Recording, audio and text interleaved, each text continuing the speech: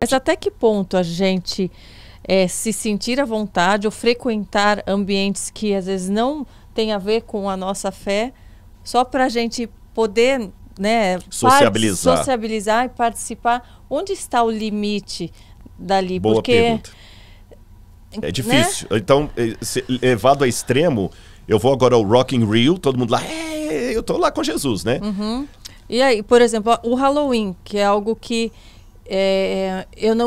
eu nunca gostei de participar, mas hoje, tendo um pouco mais de entendimento, eu não me sinto à vontade de participar. É algo que, para mim, me dá uma sensação ruim só de ver fotos e pessoas participando, mas a gente vê pessoas que se denominam cristãs. Vestindo os meninos de caveirinha. Vestindo as crianças com sangue, vestindo o marido baleado, se vestindo de caveira, botando túmulos na porta de casa.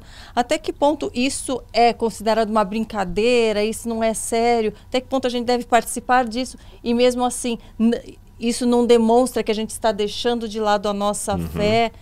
Eu não sei se é falta minha de entendimento. Não, você está correta. Eu também não quero julgar quem faz, mas eu quero entender. Vamos por etapas. Eu vou até pedir a sua licença e vou responder de uma tacada, o Halloween e o Carnaval. Vou colocar os dois juntos ali. Sim. Né? Qual a diferença do Halloween e Carnaval para Páscoa e Natal, que eu defendi uma participação moderada para até participar para o evangelismo? Sim.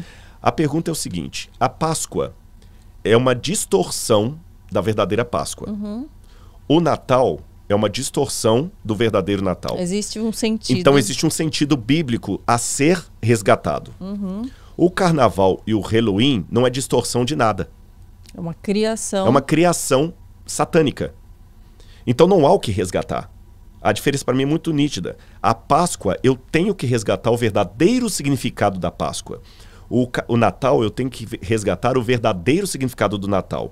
Então, em que pese a Páscoa ter um invólucro pagão e o Natal também, eu vou, com sabedoria espiritual, tirar o invólucro pagão de ambas as festas para recuperar o verdadeiro sentido do nascimento e da morte de Jesus. Com relação ao Halloween e ao Carnaval, não há o que ser resgatado. O Carnaval começou com as festas de Baco, o deus do vinho. Daí vem a palavra bacanal. E até foi uma coisa triste, tanto com o Carnaval como com o Halloween. Aqui foi muito triste. Aqui, a igreja tentou cristianizar coisas pagãs para não perder o público pagão. Aonde? Você disse? No Carnaval e no Halloween. Olha o sentido contrário. A Páscoa e o Natal eram cristãos e foram paganizados. Outra foi invertido. O outro era pagão que foi cristianizado. O sinônimo não é igual. Mas o Carnaval foi cristianizado? Foi. De que maneira? Vou explicar. Lembra que eu falei que a Roma cristianizada cuidaria em mudar os tempos e a lei? Sim, sim. Você já notou que o Carnaval, cada época do ano, cai numa data diferente? Você já se perguntou o porquê? Não. É porque o Carnaval, pasmem, faz parte do calendário eclesiástico da igreja. Ele é atrelado à Semana Santa. O que tem a ver uma coisa com a outra? Na época que a igreja tomou o poder, e aí realmente é uma coisa que a gente tem que tomar muito cuidado. Até o que eu falo, eu sempre piso em ovos.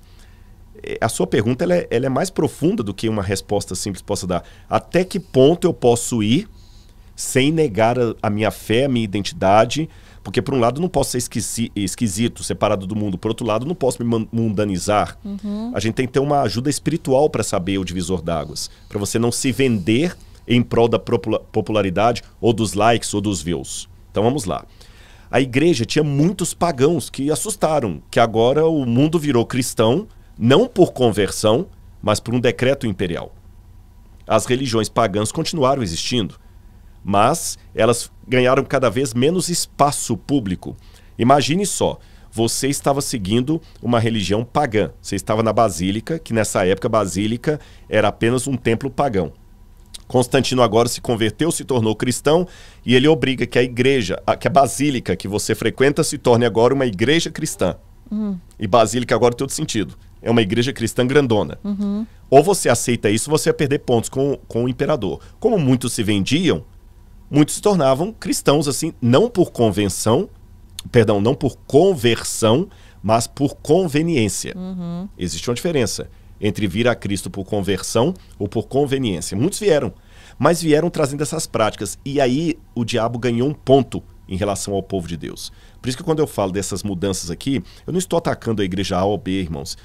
Esse crime da junção do cristianismo com Roma é um crime do meu povo, do povo cristão. Eu tenho que chorar por isto.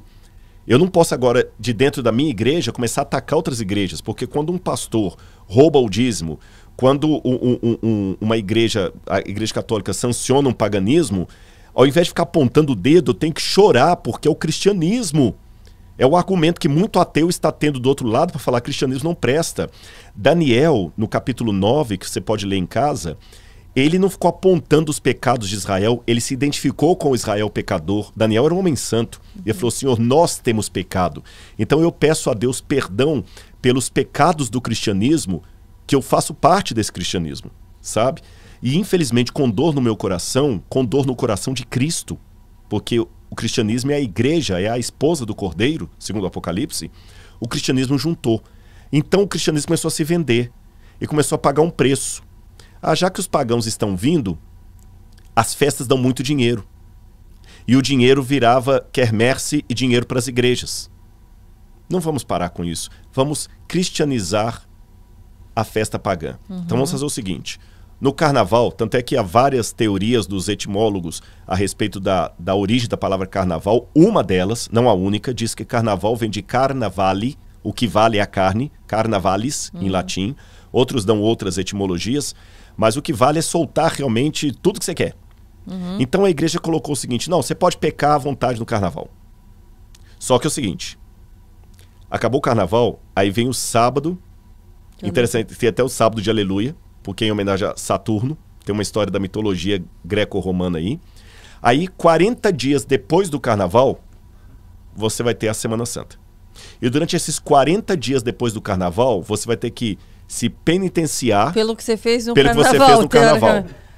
E para você obter o perdão, você tem que ter uma indulgência dada pela igreja. Uma indulgência, assim, é uma forma de domínio da religião sobre as mentes, que lá na época do século XVI se tornou uma coisa vendida mesmo, a ponto que as pessoas podiam comprar indulgência, perdão, de um pecado que ele nem cometeu. Olha, é o seguinte, eu tô tentando não encher a cara de cachaça, mas eu sei que eu vou encher, então me vende já por antecipação uma aqui, pra cachaça que eu vou beber lá. Me vende um perdão por antecipação da menina que eu vou pegar ali na frente. Que é aquela questão do perdão, né? Já que Deus perdoa sempre, então eu peco de manhã, peço perdão à tarde. Peco de noite, peço perdão no outro dia. E com isso a igreja manipulava. Aí depois do carnaval tinha a quaresma, representando os 40 dias que Jesus passou no deserto. Aí você tem o domingo de cinzas. Lembra de que és pó e ao pó te tornar. E depois, quarta-feira de cinzas. Quarta-feira né? de cinzas, desculpe. E aí vem justamente a Semana Santa. Então, e a Semana Santa que é o solstício de primavera. Então ele pega a Semana Santa, conta 40 dias antes, é o carnaval. Que vai dar sempre numa quarta-feira. Por isso que o carnaval todo ano cai em datas diferentes, mas sempre segunda, terça e quarta, dia 4 de cinza, sempre assim. Então atrelaram o carnaval, a festa de Baco, ao calendário eclesiástico como uma maneira de ter as pessoas ali. O Halloween foi algo semelhante. É o do carnaval ainda, e para alguém que chega e fala assim, olha, mas no carnaval, tudo bem, é festa, o povo que vai liberar a carne, mas eu não vou. Eu vou só me vestir de borboleta colorida e vou botar uma música alegre, jogar um confete aqui em casa. Onde estaria o bom tempo? Eu diria para essa pessoa assim, você consegue fazer um show de humor num funeral? Então. Tem como ser um stand-up num funeral? Tem como você ir de vestido de noiva para um lugar cheio de lama? Fala assim, não, vem cá, mas eu não estou me lameando. Aqui é um lugar, sabe Até em São Paulo fizeram uma vez aqueles circuitos qual é o motivo que essa festa está havendo por um motivo. Exatamente. E outra, essa questão... Você está compactuando com aquilo. Exatamente, você está endossando. Então, tem acho que é Survival, eu esqueci o nome que dá. É um programa aqui em São Paulo que o pessoal sai, coloca na lama, mergulha, sobe, de esporte radical. Eles fazem uma coisa, o pessoal sai todo sujo. Imagina você com vestido de noiva. Eu fiz esse negócio já. Eu esqueci o nome. Você já fez? Você faz umas coisas radicais assim? Não, queria mais. Mas sou mais parado nesse sentido. Eu fazia. Eu parei e agora falei, para, chega. Mas você imagina, só para comparar a questão eu tô no carnaval vestido de borboleta, né? Tá. Você está ali nesse... Não eu, gente. Alguém. Eu vestido de borboleta, esse é um negócio muito esquisito. Eu de borboleta. E eu de Pierrot, para ficar mais tranquilo. Aí o que acontece? Imagina você com seu vestido de noiva, nesse radical. É óbvio, ululante, que você vai sair com seu vestido sujo de lama. Não, gente, mas eu não vou participar, não, só vou ficar lá de vestido. Vai sair com vestido, um rally. Não, só vou ver os carros passando, eu tô com meu vestido de noiva branquinho. Vai sujar. Então esse é o primeiro ponto. Vou só assistir na televisão o desfile. Exatamente. O Rebolation. Né? Segundo, vamos falar sério. Jesus no Pai Nosso falou o seguinte: não nos deixeis cair em tentação. Essa frase, essa tradução em português, ela não está muito precisa, Karina. No original grego do Novo Testamento, a expressão não nos deixeis cair em tentação está literalmente assim. Porque lendo em português, pode dar duas conotações. Não nos deixeis cair em tentação. Quando eu estiver sendo tentado, que eu não caia. Não nos deixeis cair em tentação. Mas não é assim que está no grego. No grego está assim: não permita que eu vá para a tentação. É como diz em inglês, para ser tentado. É como se diz em inglês, and lead us not into temptation. Não me meta dentro da tentação. Ou em espanhol, não nos metas em la tentación. Não nos metas em la tentación. Assim que é a tradução melhor. Não nos deixe, não busqueis. Não busque a tentação. Então, veja bem, eu acho que a minha fidelidade com relação a Laura não está em eu assistir um filme pornô e resistir uma garota de corpo escultural que vai me fazer uma cantada logo depois do filme para ir com ela para cama. Não é assim que eu vou provar a minha fidelidade com a Laura. Eu vou provar minha fidelidade com a Laura nem me colocando numa situação que eu possa ser tentado. Sim. Que é aí que o diabo toma. Você tá entendendo? É nem me colocando em situação dessa. Agora, é o seguinte, quando você tá ali vendo aquelas coisas, primeiro, você não tá pregando coisa nenhuma. É bem diferente da situação da Páscoa. Segundo, que imagem você está dando para as crianças, para os jovens? Se papai pode, se mamãe pode, por que eu não posso também? Tá certo? Então isso vale para o carnaval e vale também para o Halloween. O Halloween, pasmem, já que eu falei da questão católica, o Halloween já veio por um batismo de um paganismo feito por protestantes. Especialmente nos Estados Unidos, os puritanos. Muitos que eram descendentes dos puritanos, de nariz azul, de Massachusetts. Tinha a questão da caça às bruxas e resolveram dar uma cristianização. Ou seja, aquilo que o catolicismo fez com o carnaval, o protestantismo norte-americano fez com o Halloween, que era o Dia dos Mortos. Que era o Dia dos Mortos. Você sabe que o Dia dos Mortos ele começa por causa do Dia de Todos os Santos. Na Igreja Católica você tinha um dia, que cada dia tem um santo do dia, mas havia mais santos do que dias no calendário. Então a Igreja Católica colocou o dia... Juntou no dia 2 de novembro, sempre é o dia de Todos os Santos. Pra gente pegar aqueles que a gente não conseguiu. E como os santos são pessoas que já morreram, acabou também ficando o dia de finados. Então vou aproveitar para homenagear também os finados. Aí, no protestantismo americano, começou a virar uma piadinha, uma brincadeira e tudo mais, o Dia dos Mortos, que é o Halloween, que é nessa época que vem. Agora, veja bem, a Bíblia fala, não consulteis os mortos. Jesus falou bem claro quando o povo hebreu estava entrando na Terra Prometida. Não haverá entre vocês pessoas que façam o filho passar pelo fogo, nem necromante, nem quem consulte os mortos. Não haverá isso. Mas eu não estou consultando, só estou brincando. Aí entra aquele lance que você falou do beijo. Não se deparar, não procurar imagens do que se refere à morte. E ali está tudo ali. Você está invocando a morte o tempo todo. Você tá entendendo? Você tá evocando a morte. Pra mim isso é tão claro. E é tão absurdo. E outras, são coisas que vamos tirar da brincadeira e vamos colocar na vida real. Então, eu falei, gente, você imagina? Eu falo, as pessoas veem uma pessoa caída num acidente de carro, estraçalhada no chão, morta de sangue, ficam chocadas, falam, nossa, que horror. Imagine se fosse alguém familiar ver naquela situação. E daí brinca com isso? Se ensanguenta naturalmente. se fere, se... É uma loucura. Quando morre alguém, a pessoa fica em choque, fica, poxa, faleceu tal pessoa. E daí você vai brincar com isso? Na sua casa, você vai transformar aquilo numa mansão mal assombrada? E posso dar uma fonte não bíblica de alguém muito sábio que falou contra essas coisas, ou coisas que poderiam virar isso? Muito antes de existir Halloween, ou Carnaval, existiu um homem chamado Sócrates. E Sócrates, quando ele... Você sabe, Sócrates não deixou nada escrito. O que a gente tem escrito de Sócrates vieram de seus discípulos, especialmente Platão. E tem os diálogos de Sócrates que Platão escreve. E um dos diálogos de Sócrates, Sócrates orienta os seus discípulos contra a poesia. E antes que alguém fique assim, puxa vida, então não posso ler Clarice Lispector, nem Machado de Assis, nem Cora Coralina. Não, não. Quando Sócrates falou da poesia, ele falou justamente do mal que a poesia fazia em desvirtuar os sentimentos reais, trocando-os por sentimentos artificiais. Olha a sabedoria de um cara que viveu há pelo menos 2.300 anos, 2.400 anos quase. Eu falo, o diabo é marqueteiro, né? Exatamente. Ele tem uma técnica de marketing ali que parece, mas as crianças se divertem tanto, acharam tão legal aquele fantasminha passando, aí elas se riram tanto, que mal há nisso. Mal há nisso. Então, o Sócrates falava o seguinte, vocês já viram o Adimanto, que ele fala com os discípulos dele, né? Que a gente, quando vai ouvir um poeta declamando um elogio a Homero, quando ele bate no peito e solta um grito, você já viu como a gente chora, como a gente emociona, como a gente ri, bate palma para aquela cena. E quando você sai daquela cena e vê alguém chorando perto, a gente que chorou no teatro, diante da cena comovente, ali fica completamente frio. Sócrates já alertava isso lá atrás. E o que eu vejo? Muitas vezes as pessoas pegam isso aí e pensam, é só uma brincadeirinha infantil. As crianças começam a pegar a verdade. Olha, isso que eu tô falando não é coisa da minha cabeça não, porque eu não sou pai, eu não tenho moral para falar do ponto de vista de criação. Se for falar de filho, eu que tenho que fazer pergunta para você, porque você é mãe.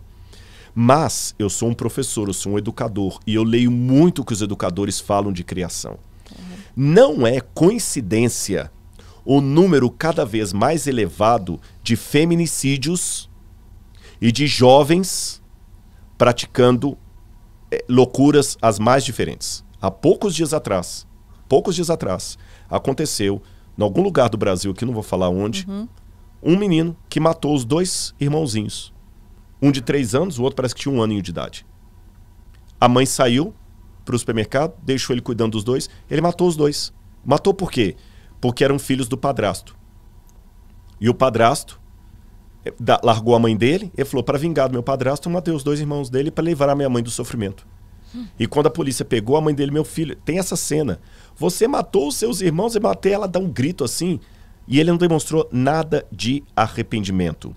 Essas cenas estão tornando cada vez maiores. Por que tem um monte de rapaz aí matando mulher? Não é porque agora está mais à clara e antigamente era mais escondido. Existem estudos que mostram que o problema do feminicídio não é só uma questão que agora nós estamos sabendo e antigamente nós não sabíamos. Estão aumentando os casos de feminicídio. E por que estão aumentando? Por causa de uma criação de crianças que estão sendo criadas sem cercas, sem nãos, sem regras, com muita violência na cabeça. Ora, ele cresce assistindo Velozes e Furiosos. Quando ele pega o carro do pai e faz a mesma loucura no condomínio e mata uma pessoa, você acha que ele se inspirou em quem? Você tá entendendo? Ele tá amando aqueles joguinhos lá de computador. Eu fui numa casa de violência. De um casal, que a criança tinha 7 anos ou 6, uma caixa desse tamanho só de armas de brinquedo, mas uma caixa imensa. Depois ele vai fazer... E essa criança tem a caixa... E o pai achando o máximo. Achando o máximo e geralmente, sem querer julgar, porque são raros os casos que não são como eu vou descrever, é uma criança que não aprendeu a ouvir um não. Porque é mais fácil, Karina. Vamos supor, o menino tá lá enchendo a paciência, você dá o celular e ele cala. Eu não tô... Porque dialogar com uma criança e explicar a frustração para ela dá muito trabalho. Nós temos um casal de amigos que é especialista em educação de crianças e a mãe estava contando que uma vez ela levou as filhinhas gêmeas, e levou o filhinho mais velho e levou a filha de uma amiga para um shopping. E na hora lá de vir pro shopping, comprou um monte de coisa, doce, mas na hora de ir embora, os dois queriam um brinquedo também. Ela falou, não, agora não vamos dar brinquedo, porque esse já... Ah, mas os dois vieram, então ela falou, vamos trabalhar essa frustração? Ela falou que foram 2 horas conversando no carro para explicar para os dois porque não podia comprar brinquedo. Ela falou assim, eu tava cansada, eu passei o dia inteirinho com eles. A minha vontade era comprar, dar R$20, um brinquedinho para cada um, dar para eles, e eu ia ficar feliz no carro de volta, não ia ter aquela ladainha no meu ouvido. Foi muito mais trabalhoso trabalhar com eles a frustração, mas eu preferi isso, sabe por quê? Porque lá na frente... Porque na frente, aí o que é que acontece? Esse menino vai crescendo com o pai não querendo gastar as 2 horas, dando tudo que ele quer. Quando ele cresce, que vai namorar uma menina, que a menina fala não, ele não é acostumado a ouvir não. Ele vai lá e mata, dá um tapa nela, bata, faz, depois vai e ele já está com toda essa violência na cabeça. Isso é muito sério. Eu achei interessante também, eu não assisti ainda, e pelo spoiler que alguns deram, eu não quero assistir Round 6. Eu não assisti. Algumas pessoas nas redes sociais até pediram, Rodrigo, dá o seu depoimento sobre o Round 6. Você sabe, a gente que está na internet, o pessoal também te pede, né? Karina, o que você acha disso aqui? Eles querem que você dê palpite de tudo. Tudo. É de política, a ética e tudo mais. Aí eu até iria assistir, para poder ver, mas aí depois, por 2 pessoas que assistiram, eu já decidi que não vou assistir. Mas uma pessoa que eu conheço também estava falando que ela estava numa pracinha com crianças ali, 8, 10 anos, e os meninos brincando, batatinha, tem uma brincadeira que você fala? Batatinha 1, 2, 3. Batatinha 1, 2, 3. Batatinha 1, 2, 3. E ela ouviu e falou assim, onde é que vocês aprenderam isso aí? No Round 6. Mas o pai de vocês sabem que vocês assistem Round 6? Ah, minha mãe não liga porque eu assisto. Meu irmão estava assistindo lá em casa, eu assisti também. Minha mãe nem perguntou. E você? Eu assisti com minha mãe, ela estava lá no sofá assistindo, eu deitei do lado dela e fiquei assistindo junto. Sendo que tem uma tarde toda também lá, para maiores de 18 anos. Então, meus queridos, sabem, eu acho interessante, eu até peço muito encarecidamente, como professor, não terceirize a educação do seu filho. Porque eu estou cansado, sem querer julgar nenhum pai, nem mãe. Por favor, não quero fazer isso. Não fique magoado ou ofendido com o que eu vou dizer, Karina. Mas eu estou cansado, às vezes, de ter pais que passam 16 anos estragando o filho, depois consegue meu telefone e pede desesperadamente para eu ligar para o filho dele para resolver em 15 minutos o que ele gastou 16 anos estragando. Não posso fazer milagre. Você entendeu? Ou você tem a coragem de preparar o seu filho para o céu e isso demanda tempo, ou então faça um favor para a humanidade. Não engravide, nem engravide ninguém. É uma responsabilidade muito grande. E Deus vai cobrar isto. Ele vai cobrar, Karina, ele vai cobrar.